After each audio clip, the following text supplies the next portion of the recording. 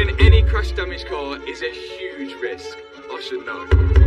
But buying a flood damaged car hugely increases that risk, especially in something like a Rolls Royce. In 7 days, we're going on a trip where we definitely need a 4x4 car. Oh no! I can barely hear you, but we crashed, and I know just the place to pick up a bargain. That place is Copart, an auction which sells only salvage cars, deemed unrepairable by the insurance. But it's also a place you can find a bargain. Sold on approval. Do you know what he's come here to look at? I do know. There's a few cars. I know what your plan is. You're not having my Urus. 4 months ago, I bought my girlfriend a crash-damaged Lamborghini Urus from Copart. Yeah, boy! Which we rebuilt and got back on the road. Now this car is going to be perfect for our trip, but I've come here to find something similar, if not better, than the Urus. Are you excited? Yeah, I am actually. Well, it seems all the cars I wanted to see are all here. And each one of them is a 4x4. It's 4-wheel drive. Each one of these cars has damage of some sort. That's why they're here. I firstly looked at the Lamborghini Huracan, and this one seems like it's an unfinished project. It's up 35,500 with 5 days left. Now it says partial incomplete repair, but it's not recorded as damaged. This screen is a little bit different to this screen, and I remember from the photos of this. Oh, there's no bonnet hinge. There's one bonnet hinge. It's completely stripped. Yeah, there's not much in there. I was going to say 35 grand right now isn't bad, but Yeah, it's pretty good. But this really wasn't the type of 4-wheel drive car I was looking for. So, although this could be a good deal, we're going to swing over to the SUVs. And then look to this. A front-end damaged GLE 63. It's on £7,300 at the minute, selling for around 35 grand, and it's a category N. Oh, but it still didn't tickle my fancy. No, I'm not feeling the inside, it's not topping the Urus. Then, there was this one, an Aston Martin DBX. From the outside, it looks like there's very little damage. Pretty much a brand new car, which is sometimes quite worrying at Copart. Come on then, let's go and have a look at my favourite one. The Aston Martin DBX, and this does not even look damaged at all. If it's only 5 grand, I'm bidding. 12,500 at the minute. This is a £150,000 car, and it's on 2,400 miles. Apparently it doesn't run. This is really nice. It's got like a carbon kit on. Look at that. All carbon. Oh yeah, this is proper nice. it's like your Vantage interior but 4x4 version as well. But it was hard to understand why a car in this good condition wouldn't start. So my dad opened the bonnet to try and find any clues. I'm bidding. What's in it? What's happened? They've just took Nothing. the covers, It that's looks it. really bad. Yeah, there's no engine in it or anything. I don't get why it wouldn't start. Why won't it start?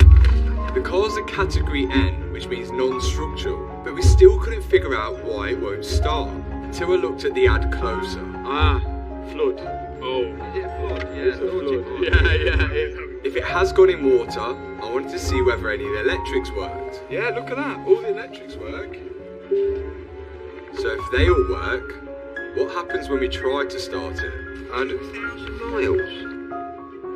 This is definitely, he's liking this, aren't you? Do you know if I had a car that done 2,000 miles, I definitely wouldn't be driving it through a flood. We got the guys from Copart to try and start it just in case anything broke, as we didn't want to be responsible. But nothing. Just clicked. Yeah, that's the hydro locks, isn't it? If an engine has drove through a flood and sucked up some of the water, then when that enters the combustion chamber and the piston goes up, the piston won't be able to compress the water, which would hydro lock the engine, and in most cases, mean you have a bent conrod. To fix this, you basically have to rebuild the engine. This has got a lot of potential for a daily. It's great, it matches the Urus as well. But this isn't the car that I wanted to come and see. The car I wanted to come and see is the next one. The Rolls Royce Cullinan. Rolls Royce's first all-wheel drive SUV. But this one's a little bit different to the standard one. You can see that this Rolls Royce has got an urban kit fitted to it, which makes a huge difference. And not only that, on the listing, I can see that this car's only done 139 miles. It's basically brand new. So what's wrong with it? Well, apparently, it also runs and drives. What's the catch? It's a Category N car, non-structural, but it's been wet. We're doing this again. Do you approve of this? You can see that the Cullinan is flood damaged, but the fact that it's saying it runs and drives makes me think that the engine wasn't running when it went into the water, or it never went deep enough for it to suck the water into the engine. So this could be a bargain. Nice car. It is nice. This is it. Does it smell? Not really. It's very dirty. Yeah, I bet they've been in Oh, and that's out. neat. 2 keys, logbook. That looks a bit wet. Yeah, it's an umbrella. It's meant to get wet. I think the water went quite high. What do you Have you seen in there?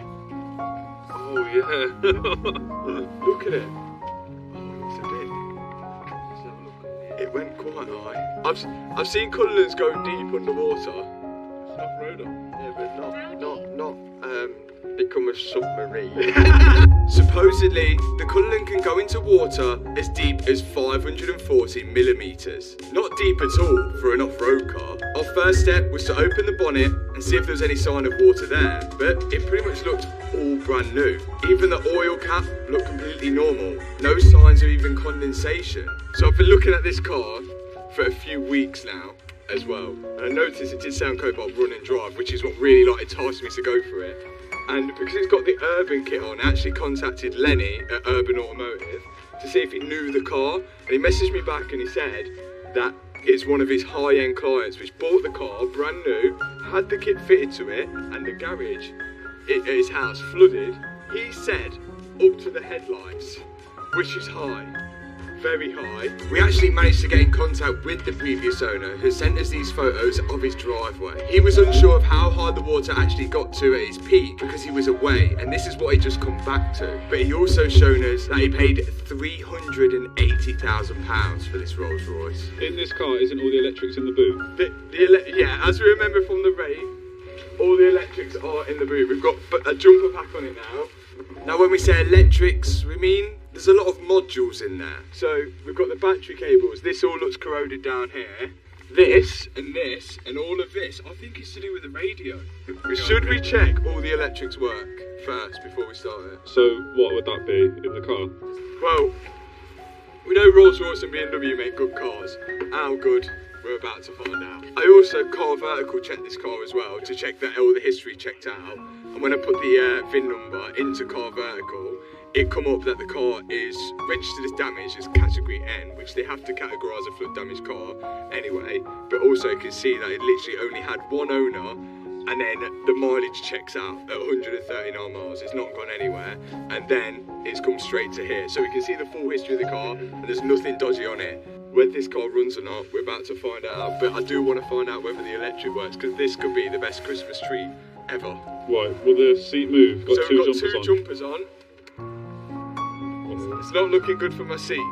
It did work. Oh, it's on. Oh, it's It's like it's not got enough Go, power. go. Yeah. Oh, and oh no. Oh, and then off.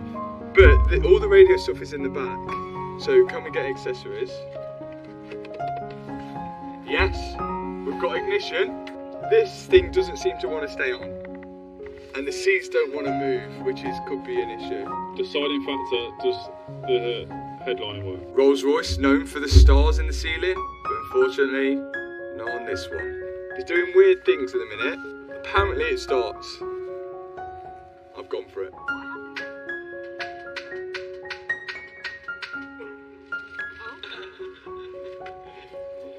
Do we just keep going? It was reluctant, but eventually it did go. Runs well smooth. That runs smooth. Yeah, it just sounds like a normal Rolls engine.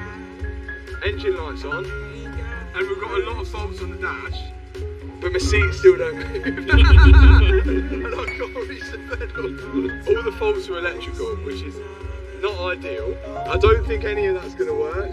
You also get TVs in the back of the seats, but being that the seats weren't working, I can't imagine the TVs would either. It's the news. What's your thoughts? It's a really tough one. It could be a few clean-ups and things work. Seats is an issue.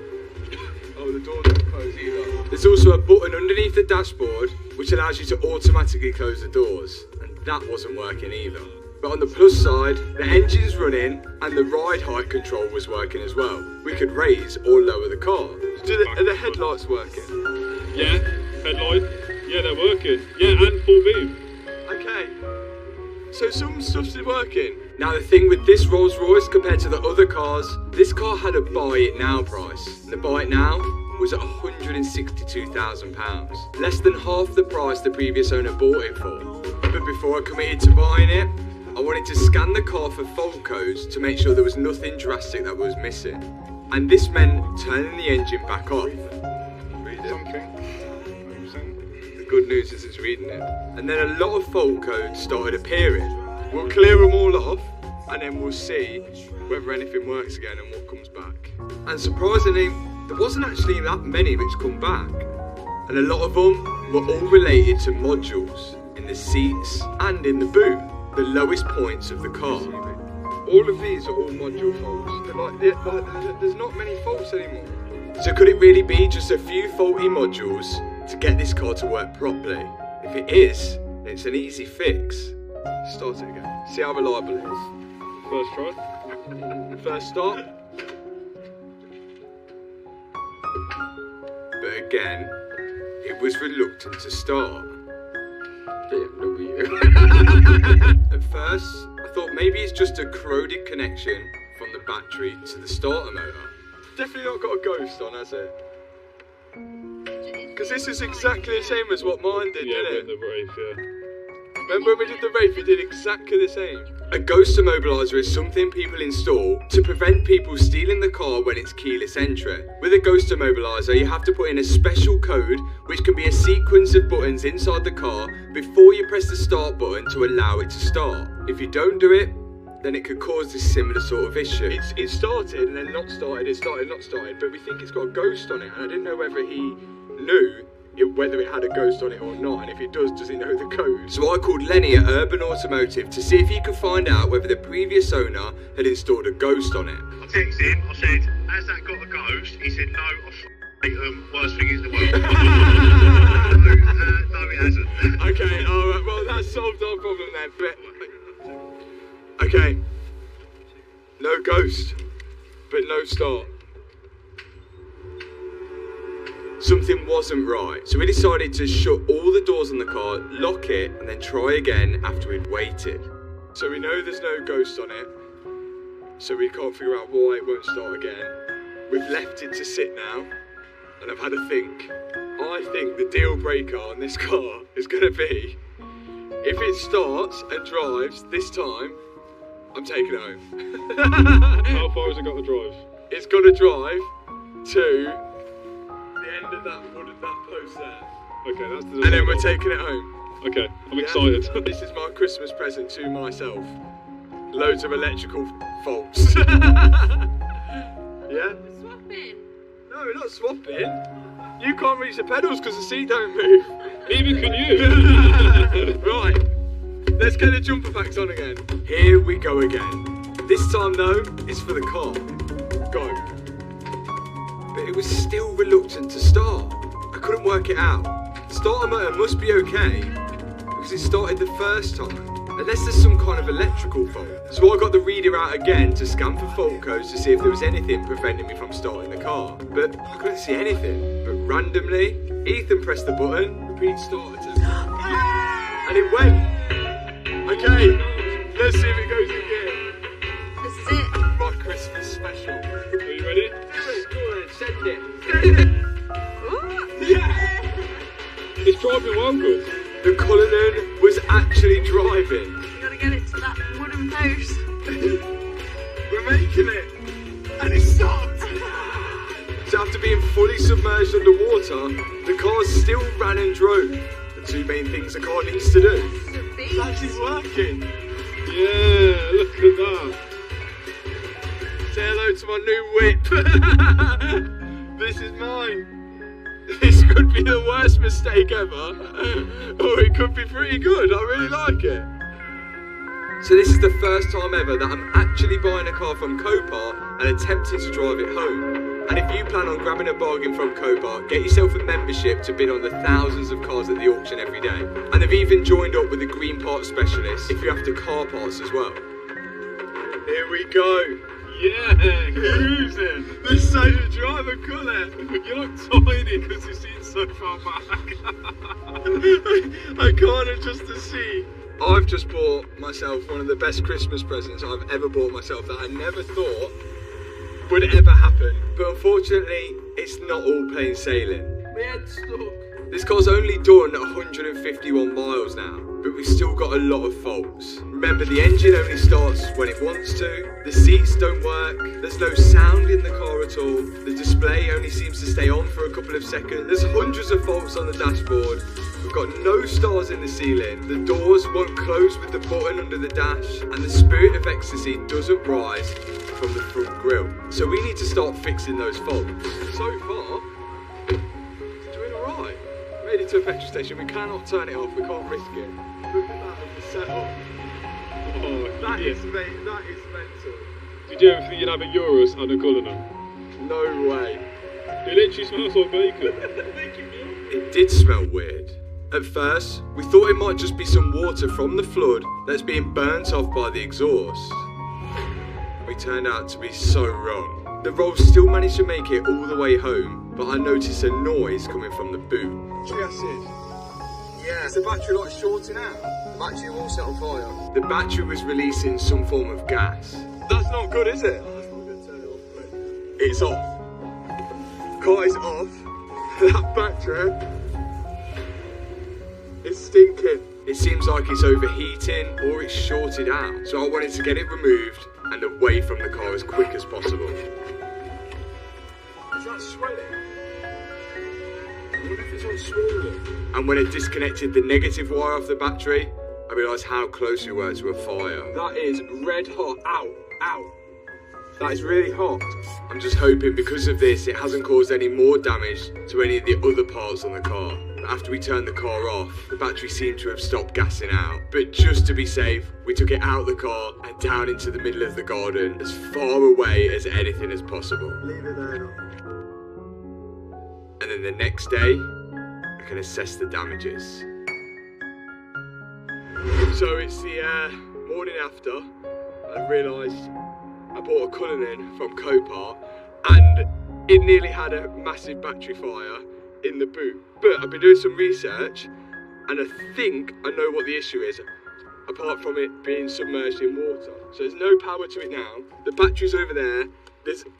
That battery is no good to anyone anymore. That is fully expanded. But what we think's happened, the battery is overcharged itself. It's basically just, there's been no regulation to that battery charge. So if we get the boot open now, I'll show you why.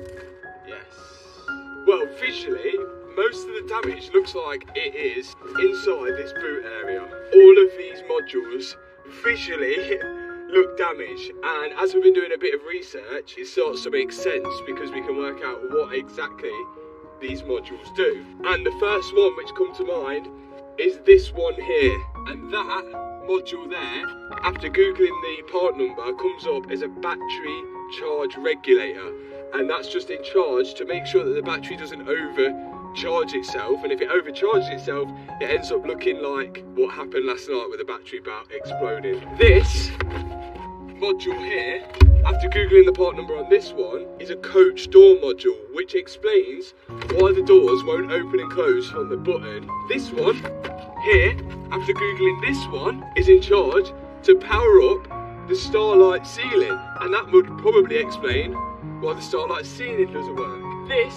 here is the amplifier, and this is all the radio controls for the display in the centre, which would explain Well, that's probably not working, and there's no sound in the speakers. This is another battery here, which actually powers, it's called an auxiliary battery, and that powers all the electrics in the car, so like your screens on the back of your seats, and maybe even the display in the middle as well. And this is a power regulator for that battery. So really our first step is to take all this out, find part numbers, see if we can order them from Rolls Royce, or see if we can get second-hand ones, or see if we can fix them.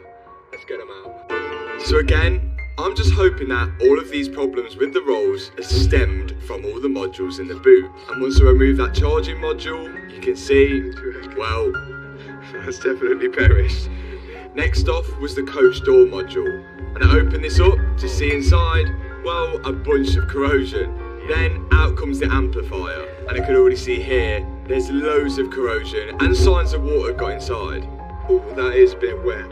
Then the auxiliary battery's out and all the other modules. Alongside the modules, there is this sort of connection box here. Now it doesn't actually contain any electrics in it, but a lot of the wires connect through this. And the reason I think so much water got in the boot, what you see on pretty much every car, they have these sort of pressure release holes in the boot. So when you close the doors, the pressure from the inside of the car can escape. But that's where I think the water's got in.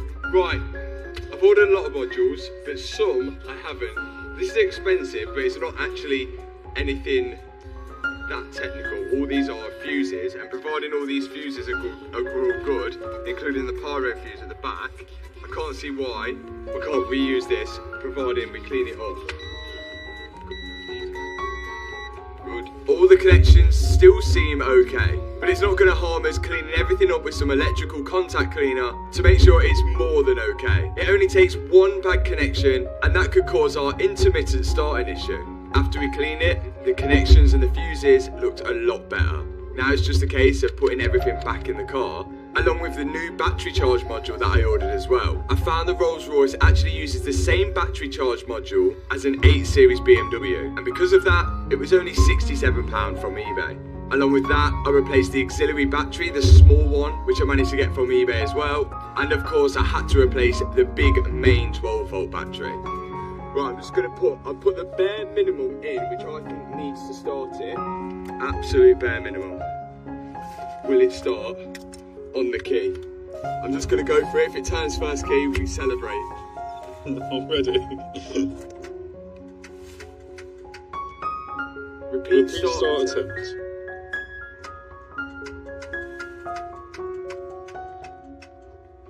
And then stops. Same kind of thing. I wonder whether the same bad connection is on the starter motor as well. Do you know, like the connection we had at the back is a bad one. Is it bad at the front as well? You know, like the starter motor hasn't got that oomph to get it going, and that corrosion that was on the back could be on the starter motor on the front, but the only way we'd know is to put it in the ramp. I come back to the car the next morning to attempt to try and start it again. It seems like there was no trick to it, it was just keep trying until it actually started.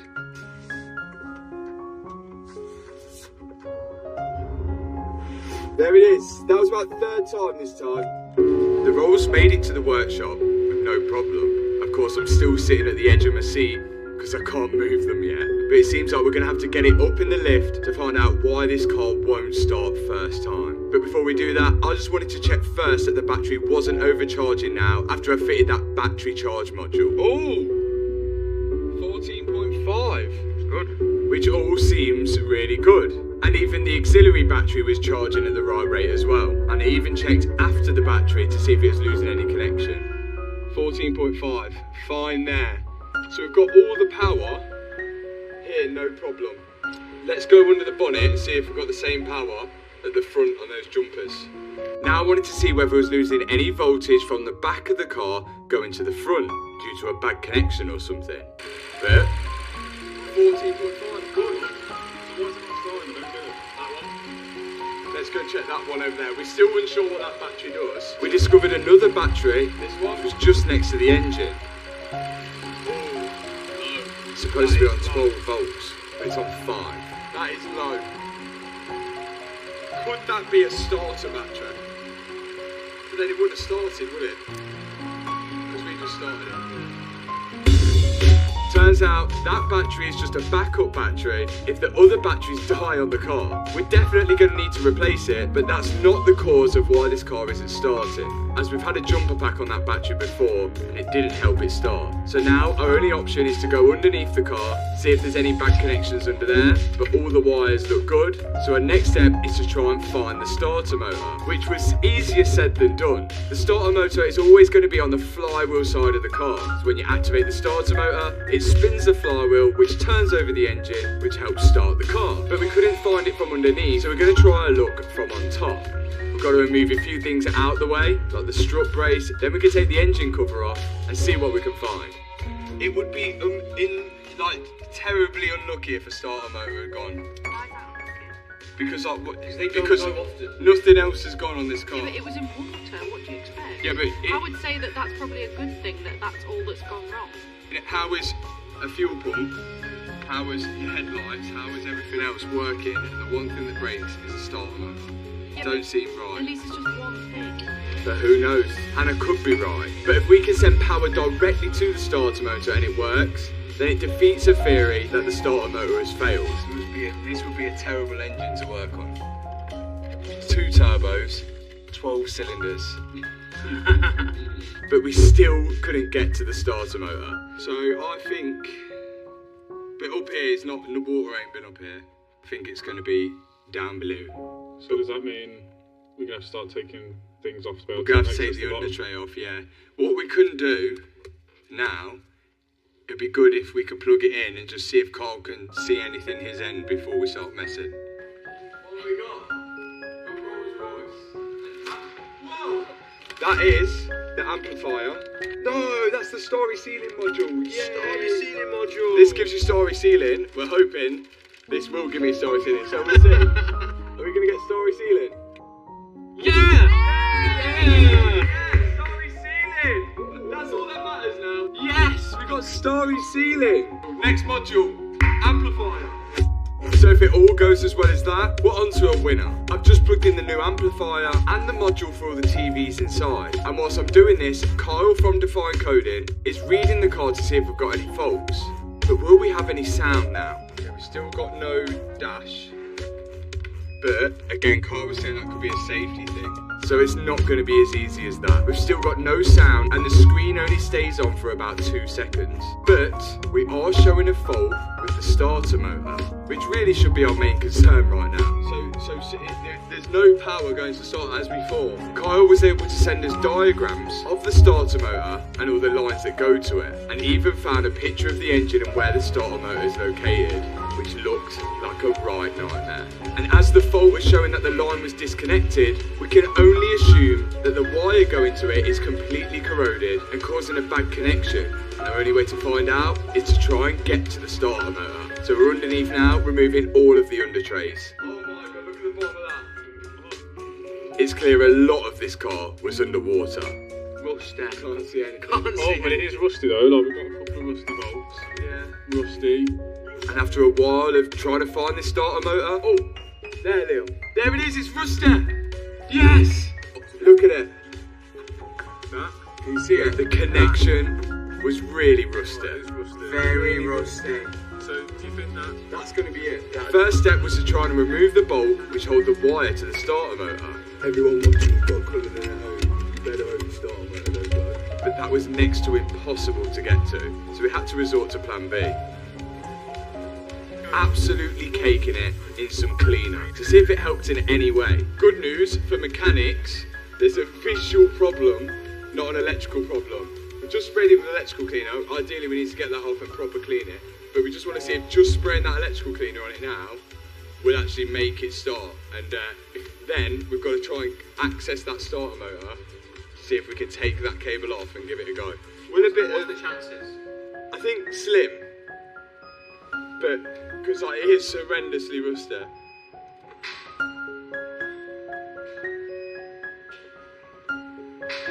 Yeah, same story. We need to take that off and clean it. Let's try and get it off. So, we need to try harder, but no matter what we did or what we removed from underneath, we still couldn't access the bolt which held that cable to the starter motor. My dad even started dismantling stuff off the top of the engine to see if he can get to it through there. Can we see anything? But still, no luck. In the end, he started taking off the exhaust system to see if he could get to the bolt which holds the downpipe to the turbo, which would hopefully give him access to the starter. But still, there was no route to it. So the starter motor issue still persists. We want to be confident with this starter motor. We're not sure whether it's an engine out job or not. So first, we're going to try and lower the front subframe off the car and keep the engine in place, and then see if we can get to the starter motor. But I'm hoping we don't regret that and then end up taking the engine out, because how many times have we said something like this even with the Urus? But let's give it a go, get this front subframe out and then see if we can access the starter motor that way. If not, it's engine out to change the starter motor, just like our favourite car, the RS6. Yeah, the subframe's just hanging, chilling. So now it's hanging. Can we access the starter? Negative. Okay. Well, after all that, to get to this starter motor, it looks like it's going to have to be engine out job. So that's our next step. We're going to put the subframe back up, bolt the engine back onto the subframe and lower it all down, engine and gearbox all at once. But the good part about that is that when the engine does come out, we'll be able to get to all of it, and it's probably a good idea to check everything else whilst it's there. Here we go. Can you believe we have to remove the entire engine to get to the starter motor? For some reason, I can't. So it looks like it's engine out for Carol, the Cullinan. Taking off the oil lines at the front, which go to the oil cooler, because the oil cooler and all the radiators are going to be staying on the car whilst the engine comes down. Then I can start removing parts of the suspension. Ooh, what's that? My plan is to drop the engine, gearbox, and most of the suspension down all as one. But there's one thing that connects the gearbox at the front of the car to the differential at the back, and that's this prop shaft, or drive shaft if you're American. So I've got to remove the bolts which hold that to the gearbox at the front, and remove the bolts which hold it to the differential at the back. Once I've done that, I can remove the bolts which hold it to the frame of the car, and then lower the prop shaft down and out the way. Now, the car can come back down, so we can start disconnecting everything at the top, which means all the hoses which go from the engine to the radiators at the front. Remember, all the radiators, aircon condenser and oil cooler will be staying on the car whilst all the engine comes back down. My dad's on with disconnecting all the electrical connectors which go from the engine into the engine's ECU. Then I'm back over with the final bits on the suspension. And I'm also tying the brake calipers up out the way. That way if we don't disconnect the brake line, we don't have to bleed the brakes when we put it back together. All I've got to do now is lower the subframe onto the axle stands and then undo the bolts which hold the subframe to the chassis of the car. We've already disconnected the steering column from the steering rack, so when we lift the car up now, the engine and gearbox should stay on the floor. But we've got to be really careful that nothing's connected still, because we could risk breaking it. This is basically a brand new car. Yay! Still stuck. Wait, no, Matt, if you put your arms behind you now, you'll be like Carol. Oh! Yeah, that's it. Oh my god, look at the size of that! Wait, where is the starter? It's under there, look. Oh, brilliant. This'll come off. You still can't get to it. What, so we took it out and we still can't get to it? It's in the heat shield. Yeah, that. 1:51 in the morning and we're still yet to see the starter motor. It's 2 o'clock.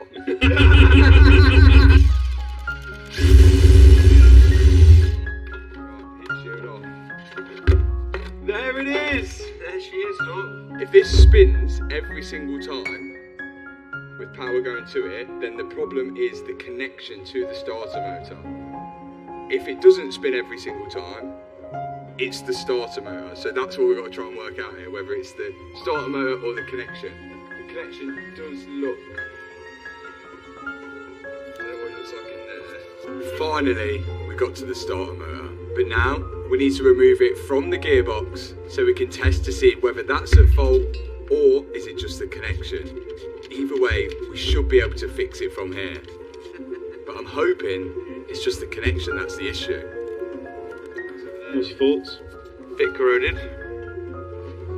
No, You I wanna think leave we it leave it as it is, and we'll send power down and see if it does exactly what it does when we start it. Because if it does, that's good news. We know it's a starter. So now we're going to send power down the same wire that the car sends the power down to see if we have the exact same issue as when we tried to do it in the car. On the starter motor, you have a solenoid and you have the actual motor. Now when you turn the key, it sends power to the solenoid, which then pulls down and makes another connection to the actual motor. When the solenoid pulls down, it pushes the actual gear out of the starter motor, which in turn spins the flywheel to start the car.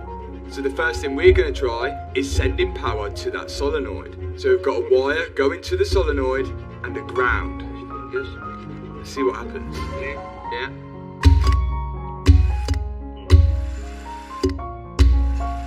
It's a bit slow. Yeah, that's slow. Should be razzing. Yeah, that's too slow. That should be razzing. Yeah, it should be. So. How should it be? Razzing. Imagine you're turning over 12 cylinders. You need to be ready to go. You need to be on Red Bull. It seems slow. So what we're going to do now is put the power directly onto the starter motor to make sure that it isn't the connection that's the issue. That's terrible. Terrible. Yeah, that is terrible. So now we're going to try something different. We're going to take the wire off the starter motor, and instead now of sending power to the solenoid, we're going to send power directly to the motor. That way it bypasses the solenoid, and if the motor spins fast then, we know it's a problem with the solenoid. That's how fast it should go. That's on Red Bull. It's that's not making the connection in there. Do you know when that's flicking over? There's two terminals, one here and one there. Yeah. The solenoid flicks up and joins those two together. So because it's got a big resistance between the two, it's only turning it slowly. So the problem is the solenoid. It must be corroded all inside of there, which is causing a bad connection between the solenoid and the motor. Well, it was worth taking the starter out after all. The good news is, there was no way of doing that without taking all of that out. The bad news is we had to do it. The good news is, starter motor, £900 plus VAT, which is, I mean, it's a £400,000 car and we're still less than a couple of grand in already. So I think we're doing really well. But labour, different story in a minute. So it was the starter motor after all. And it actually ended up being £714 plus tax. But whilst we had the engine out, we thought it was a good time to check the alternator as well. The thing which charges the batteries. And on the Cullinan, it had one at the top and one at the bottom. The one at the top looked fine, and I don't think the water got that deep, but the one at the bottom looked like it was fully submerged. So my dad's now taken off the alternator, which is at the bottom, and going to inspect it. And when he did take it off, you can see that the cable going to it was pretty corroded, which could cause some future charging issues. And worse than that, Oh dear. oh, that's very bad. Spin it. It's not light, you know. The alternator didn't look great, but these aren't cheap. So instead of just jumping and going to buy a new one, we sent this off to be tested to make sure it was actually working. And in the meantime, my dad cleaned up the connection on the wire which goes to the alternator. Then, we just waited for it to come back. We've got the alternator back, it's been tested, and believe it or not, it works. Unfortunately, the starter motor, not so much. But this can go back on with confidence, which is great. So we can put that back on. And in other good news, the starter motor has arrived. And it's a BMW one. If we could have got the BMW part number, might have found it cheaper. I'm happy now we've got a new one. So we can put all this on now. And put this all back in. Let's go. Now we can put this full engine back together and back in the car. My dad's putting the alternator on and I'm putting the new starter motor on. If this works, then it's a £714 fix. Time for the engines to go in. I'm currently positioned here so I can guide everything in place. This seems like the only, I'm sure this is how Rolls Royce do it, I'm sure. Now so far, we're doing well with this car, even though we did have to take the engine out. But I think for that specific reason is why the UK have a big problem with car insurance. Imagine the previous owner of this car got paid out his £380,000 that he bought the car for, and the only money the insurance got back off that was the £162,000 that I bought the car for, which leaves the insurance company £218,000 down. Where do they get that money back from? Well, the answer is from all of us guys. It only takes 218,000 people's insurances to go up £1 each, and they've got that money back. Now I know some cars financially aren't worth repairing. I think the Lamborghini Urus was close to that. And because the insurance is paid out on both the Urus and the Rolls Royce Cullinan, the Urus is now stamped with a category S, as you can see on the car vertical report, and the Cullinan is stamped with a category N, which will affect the future value of the car. Luckily you can check whether a car is registered as damaged or got any outstanding finance or weird history about it with car vertical, and sometimes you can even see photos of the car when it was auctioned off at the car crash auction site. And just to be safe, I got myself a battery off eBay. This is the secondary battery which we found underneath there, which only had 10 volts, so we thought we'd replace it. So out comes the old secondary battery, and in goes the brand new second-hand one. Of course, another BMW car. But remember this year to always check your car out on Car Vertical before you buy it with the link in the description. And with my discount code, you'll save a nice bit of money on that check. Do you think it's going to start first time? Yeah. Yeah? Got faith? I am. I think it will. Like, it shouldn't not. What do you think? Well, we've committed to it. We put everything together, apart from one cover to put more colours in it. So we've committed to the cause. Like, I've moved the ramp out, thinking that it's not going to go back in there anymore.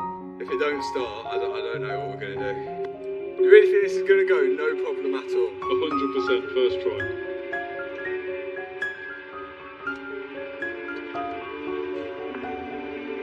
Okay, ignition on. No, ignition's on. Ready? Yeah. Come on. Yes, it worked! It worked. It started first time. It starts first time. It revs. I've got power steering. I've got a horn. That's good. What a relief. And if that isn't worth hitting the subscribe button, then I don't know what is. But we're not finished yet. We've now got more electrical problems to try and find. The head unit, going to sleep every 5 seconds and turn it off. Carol hasn't come out the bonnet yet. The seats still don't move and we have no sound in here. But the good news is it starts every time. Just to check. Yes. We're nearly there. We're nearly there. We've nearly got an absolute bargain here.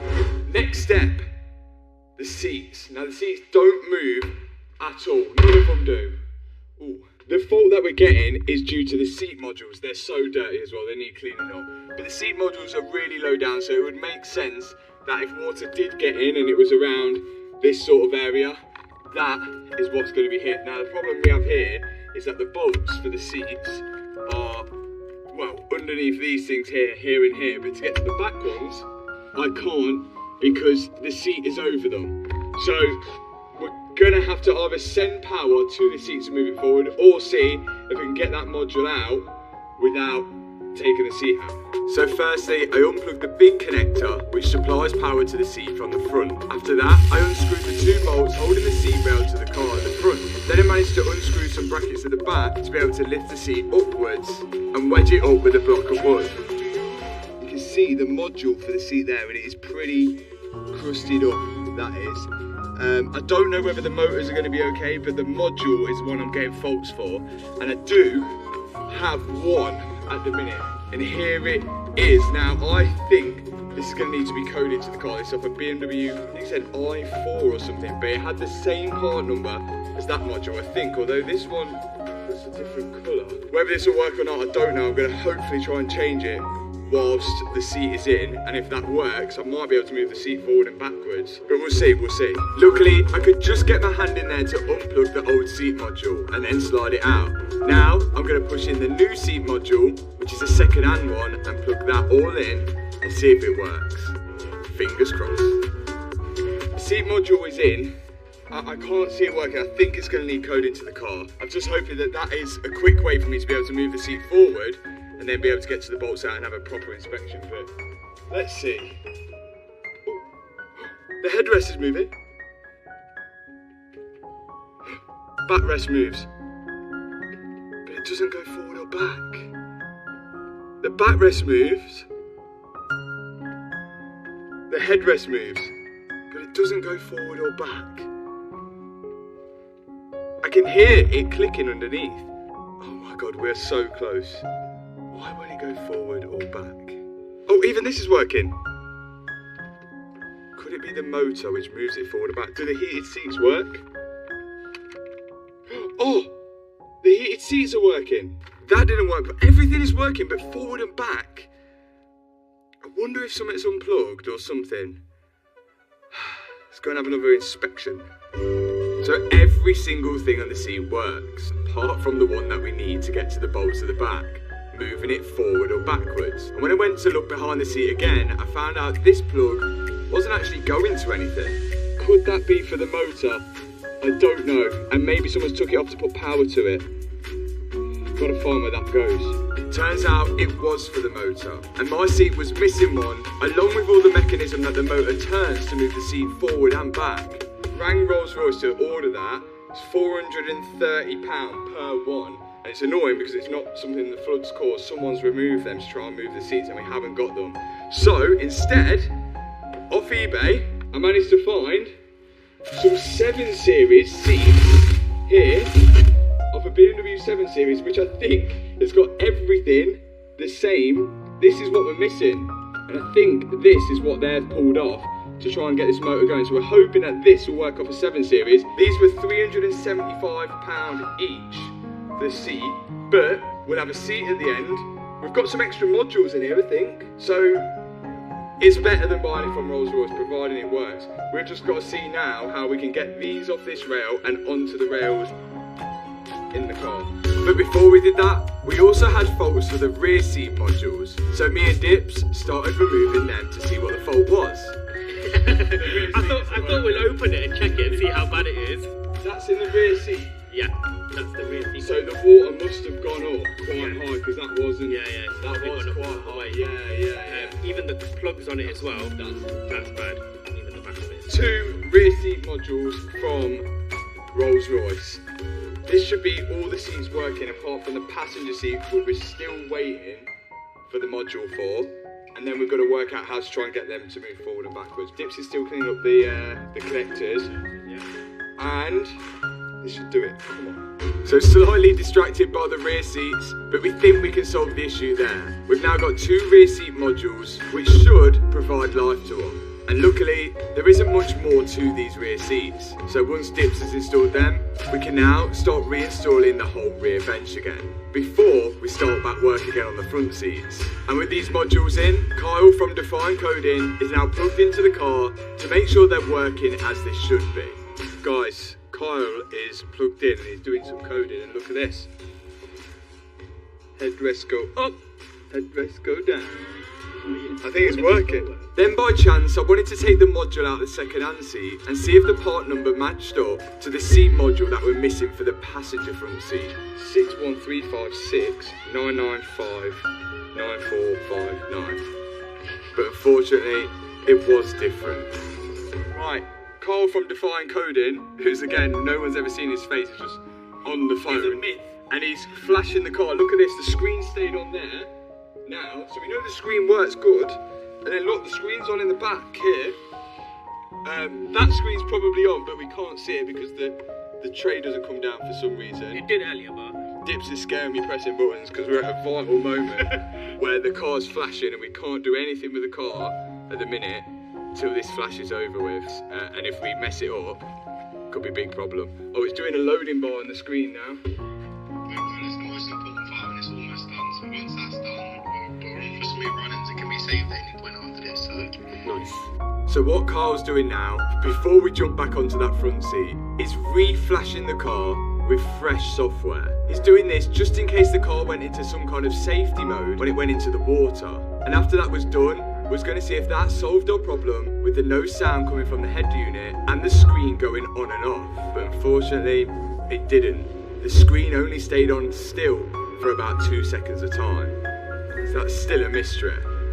We then move back onto our seat problem. We've got to take this part of the 8 series seats, which requires us to grind off some rivets which hold it onto the rail, and then we've got to install it on our Rolls Royce seat rail. That piece, £480 from Rolls Royce, or you buy 2 second-hand seats for £375 each. See if we can get it on in that seat in there. Now, we discovered that we weren't going to be able to properly install it with the seat in the car, but if we could just get it in to move it forward, we should be able to get the seat out. Oh, who's your daddy? Oh, not you, Dips. Yeah! And it worked. Now we can finally move the seat forward to access the rear bolts and pull this seat out and fix it for good. You can see now with the rear seat out that the 8 series seat motor and mechanism fits perfectly on the Rolls Royce rails. We've got to slide it in place and then pop in our new rivets.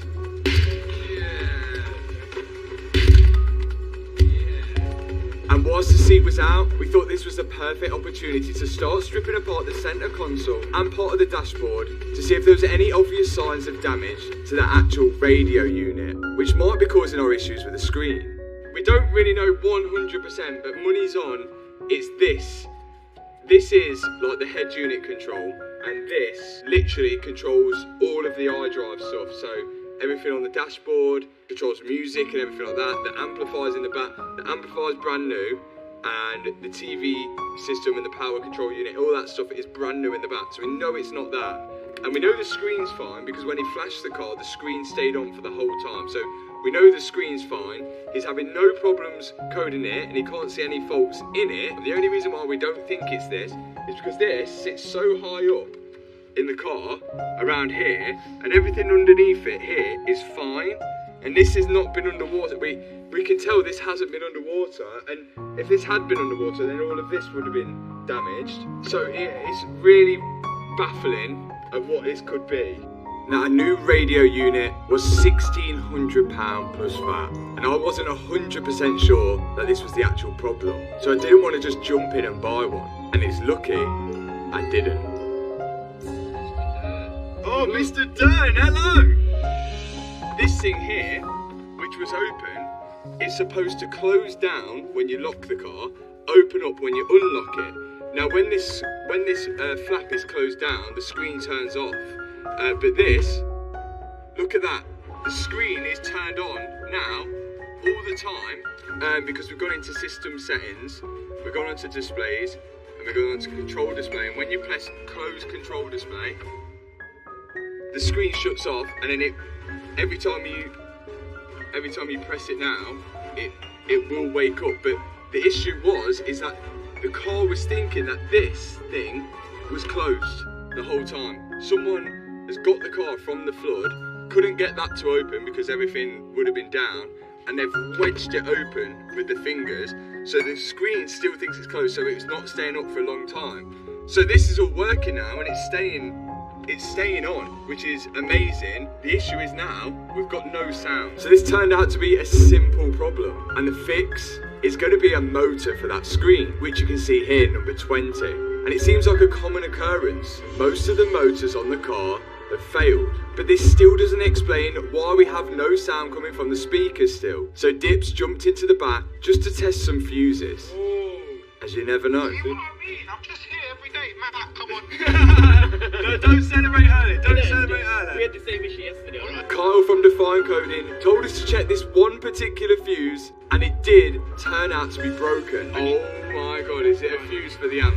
Sometimes it could just be the most simplest things, like a fuse. And if this works, then I need to say a massive thanks to Kyle and Dips.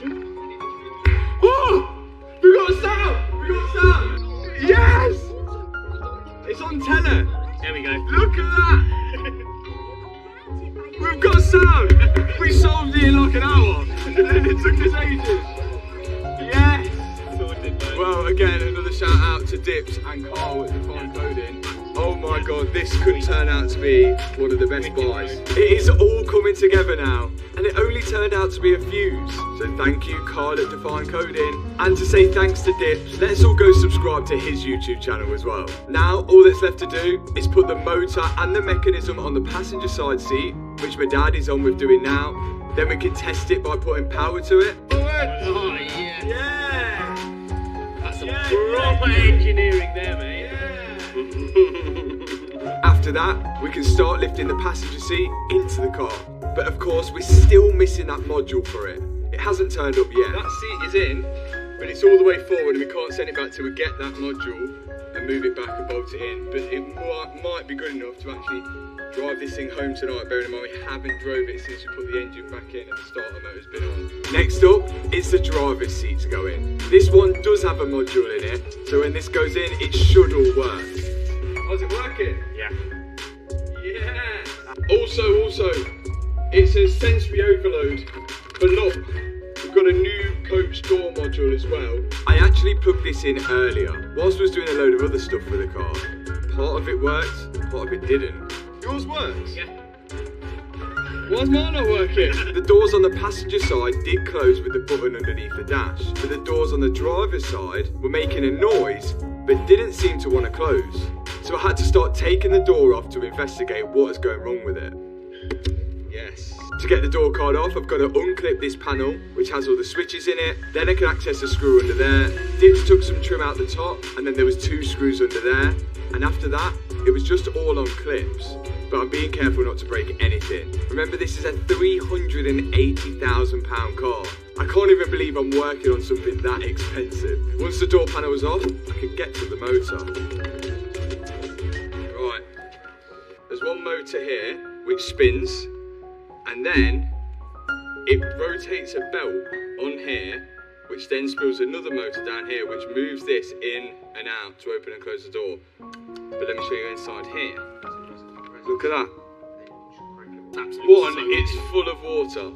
That motor spins this belt round, which works, and that spins that round. But And then that tensions it. yeah, but this isn't gonna be any good spinning round if the belt doesn't go tight and grip onto it. So there's another motor here which spins round and tightens that belt up like that. And this little motor here has been submerged in water, we think. Yes, look at that. And we know how to fix that because we did it with this door and it was with a hammer. So Dibs now is taking off the little tiny motor, which is used as a tensioner for that belt, and it's going to start cleaning it up. We think inside is just seized up, and it only takes a little bit of rust in there to seize the motor, because they have such tight tolerances. We sprayed some lubricating oil in there, let it sit for a bit, and out comes the hammer. Dibs then got some pliers, freed the motor up a bit, and after that, it was going to send some power to it to see if it worked. Whoa! Yes! Now everyone can subscribe to Dips's channel for fixing electrical stuff like that. So the motor now works, we can put it all back into its casing, and this thing is good to put back in the door. Now we can slide it back into place, plug all the electrical connections back in, and slide back on the door card. And we can give it its final test.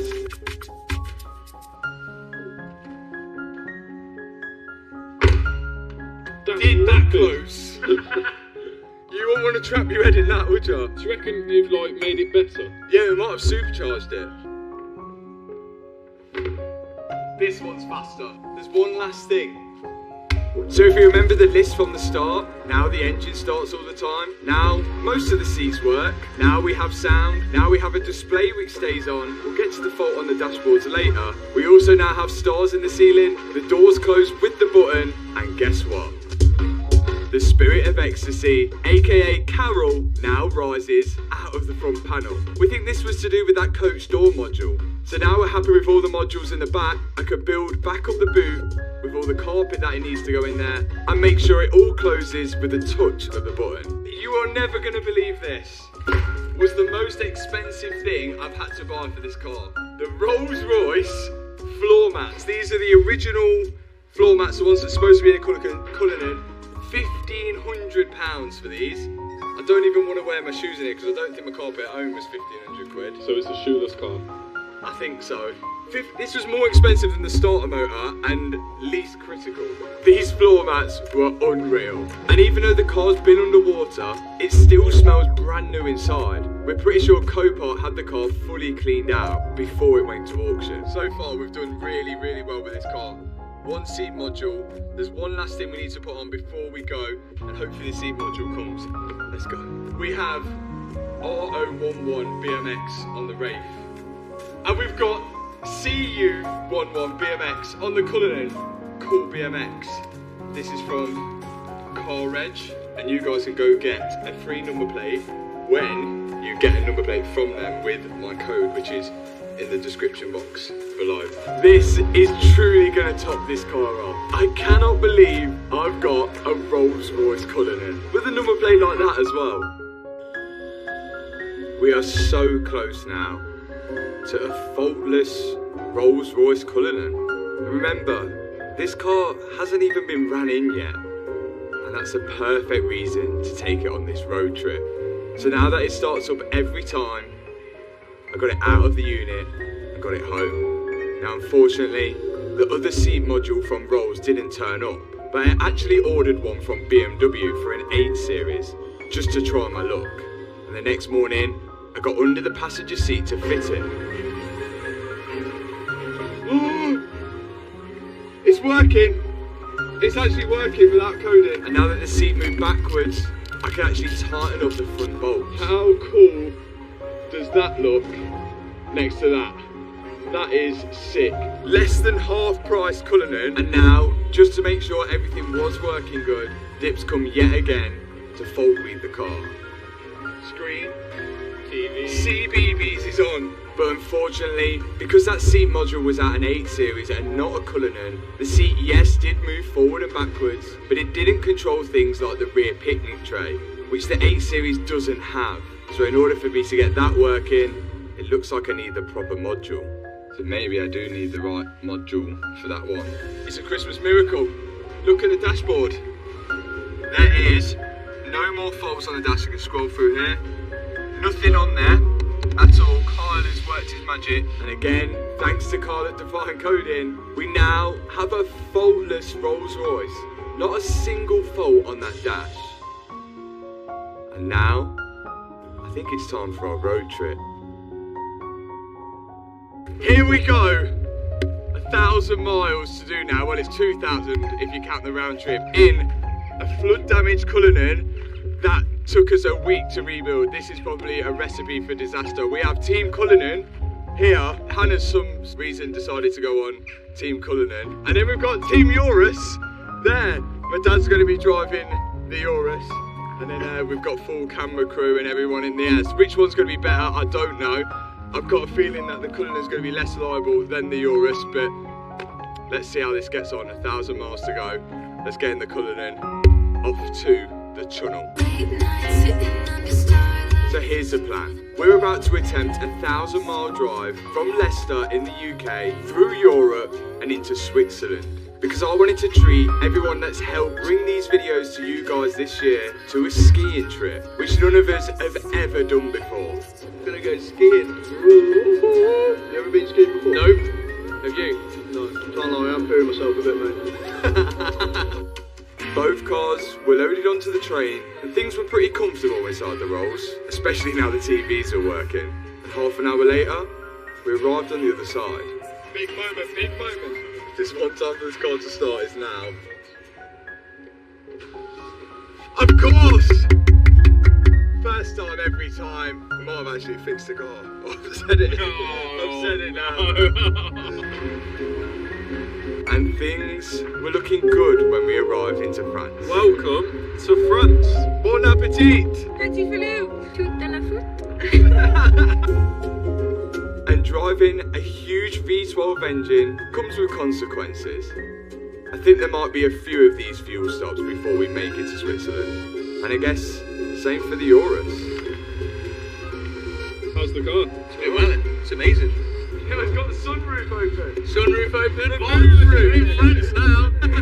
And once both cars were filled up, we got back on the road in France with our destination set to Switzerland. Can you remind Tony that we now drive on the right side of the road because he would definitely end up on the opposite side at some point on this trip? I already said that to him as he was driving off the street. And there's one thing that we was all curious about. Which one of these huge cars was faster than the other in a drag race? 3, 2, 1, go. Come on! Come on! We know we should have passed the car, but we should have better looking. Okay, so we've come to the conclusion that the Urus is better looking because it's like comparing the Lamborghini to a London taxi. But hey, London taxis are known for being reliable. And so far, it was. And it wasn't much further down the road until it was filling up again. Here we go. I've got a feeling we could be here for a long time. We wanted to get to Switzerland as quick as possible, so we carried on driving through the day and got pretty close to Switzerland. But at night, the roads started getting bad. Okay, so the sat-nav has brought us on some, well, mountain road here. As you can see, snow is starting to settle. We was going maybe 10 mile an hour, if that. Like literally if that, genuinely. If you look at these tracks, Yeah. it's just skidding. And then, yeah. And we've ended up. Now, obviously you're off the floor. Yeah. And then, The front end, is it perished? Oh, no. the splitter's gone. Mate, that's so bad. That actually sucks. Somehow, our sat-navs took us two different ways. The way the guys went in the Urus clearly wasn't the best. Oh, the splitter is perished.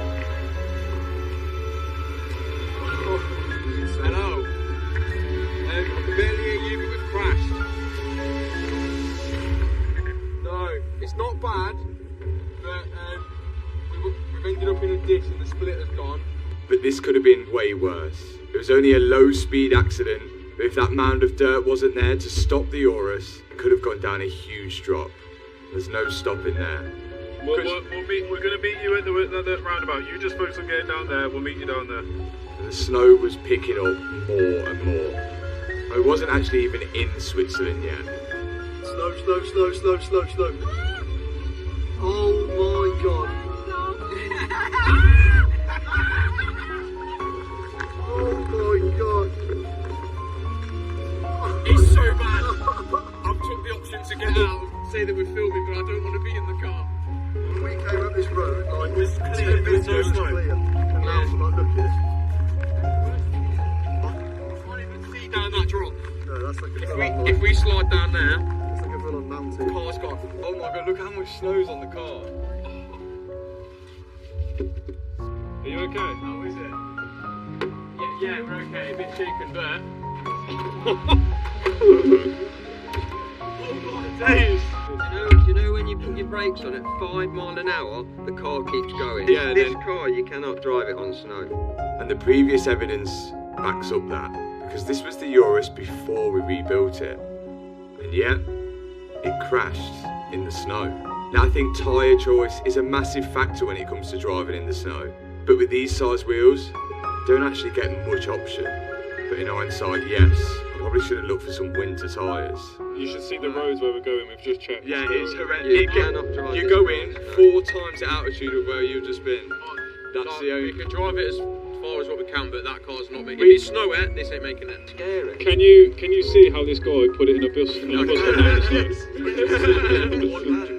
You may as well not have put the tyres on. Good time for us to swap cars now. No, but we'll stay in the Rolls Royce. Yeah, we're happy, aren't we? No, I've already adjusted my Do seat. you know what, guys? You have fun, yeah? We'll see you next time.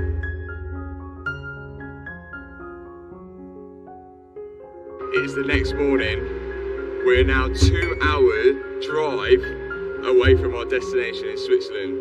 But the roads are going to get very twisty, the altitude's going to get high, and the snow is going to get worse. We've already had one incident with the Urus. It has lost a splitter, but it could have been a lot worse. But we're not going to risk it. We think we're going to try and find some snow chains or some sort to try and fit these wheels. So I think that's going to be our first stop. But today it could get pretty bad. It's only a 2-hour drive. We've got a feeling it's going to turn into a 10-hour one. We got straight on the road to hunt for some snow chains. I think this is just going to be our safest bet. What tyre size? 14 inch. What tyre size? 14 inch. 22 inch. Yours is 23. We've got 23. But no matter where we looked, we couldn't find any to fit our huge wheels. As before, this is quite a challenge. I looked before we come. Didn't look possible. I showed him the tyre size and we got hit with the ooh la la. We went to multiple shops and it seemed impossible to find the right size. Thank you. We're better than no sets, we only got one. You're not supposed to put 2 on a 4-wheel drive car. She says it could cause damage, but it's better than causing damage by going off a cliff, I think. So, this is what we got. We've got some backup as well if we get stuck. Spades.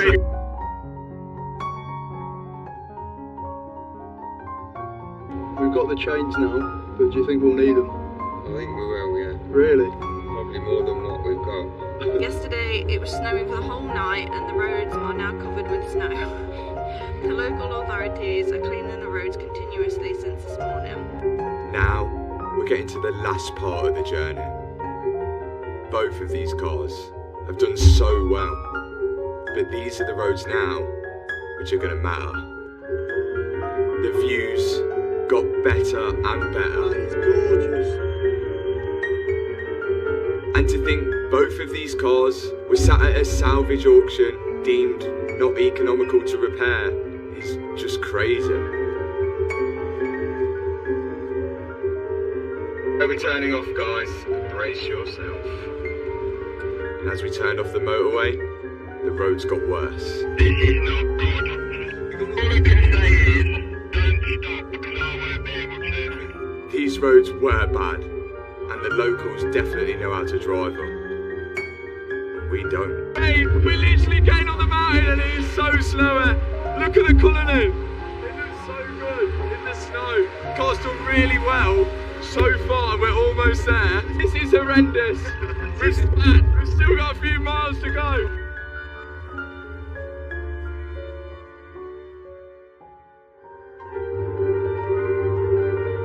But it was all worth it on the other side. Andermatt in Switzerland didn't disappoint. And to see these two cars rolling into the village is really what dreams are made of. This really feels like winning. Only a week ago, we bought this flood-damaged Rolls Royce, and it's now provided memories that we'll never forget. Light work for the Rolls Royce.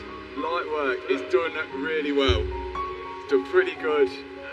All the way here, 1,013 miles, all the way to the jetty after being fully submerged underwater. Now, we can all go skiing, but before that, we need to see how much this thing costs, because this was a really good deal. We're here. I told you, we should have trusted them. So the Cullinan cost me £162,000. I then had all of these modules, including the batteries in the boot, to replace, which cost me £3,560 and 33 pence. Then there was the starter motor, which was £714. We then had the floor mats, £1,500. And the two 7 Series seats, £375 each. That is light work, Danny. There was then the additional battery, which was £70, and the seat modules, which totaled up to £222. Oh my God, what's this? Which brings the total cost of the parts to £6,816 and 33 pence. which means I've pretty much got a brand new Rolls Royce Cullinan, which was bought for £380,000 for just short of £169,000. I think it was 100% worth it. Was it worth writing it off for that? I don't know, I'll let you guys decide. But what a trip, what a car, and I'll see you guys in the next video. Hit the subscribe button, hit that thumbs up. How's your grip in the Urus?